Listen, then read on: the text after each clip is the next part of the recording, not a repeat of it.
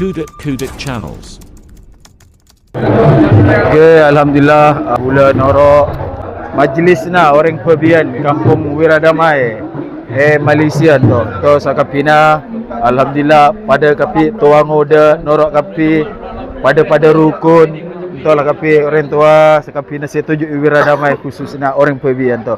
Entah benih orang sangar pun macam-macam orang Pebian sebeda dinto. Tapi lah kona beda orang kepunyaan orang sangar cakna. Jadi bahasana pun pada kapi mento. Untuk orang Pebian sebeda Wiradamai, orang Pebian lambak kinto. Memang lambak orang kuih nam tu.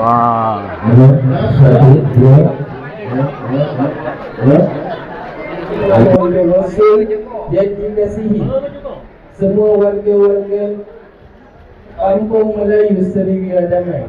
Alhamdulillah, kiranya tiada kata-kata yang patut saya kemukakan untuk mengawali pertemuan ini kecuali ungkapan rasa syukur sedalam-dalam kehadiran Ilahi Rabbi yang telah memberikan rahmat, taufik hidayahnya dan kasih.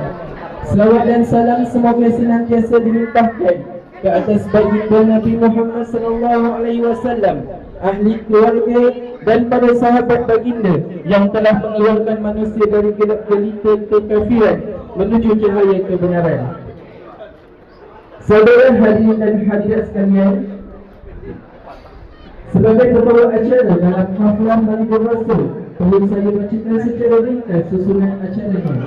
Dimulai dengan pembukaan, berharap dan seterusnya sebentar lagi biasa kita mengatakan. Tak, benar-benar. Ceramah katanya pertama persembahan anak cilik dan persembahan dan ceramah Maulid Rasul kedua dari susunan kita. Bagi menambahkan keberkatan Nabi SAW pada sama-sama. Kalah tahu dari jauh tahu.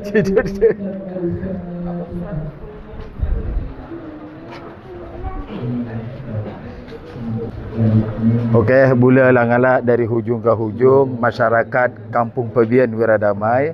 Mungkin anak muda nak kompak kapi, norok kapi orang tua anak orang guna kanak-kanak nanto memang norok kapi. Alhamdulillah. Mungkin are Kampung Pebian Wiradamai untuk akabai Maulid Rasul ataupun Maulid Nabi cak na Pebian nanto. Okey. Nanti bula lah ngalap boleh kalau pun cara mana nanti kalau pun ustaz nak. Okey.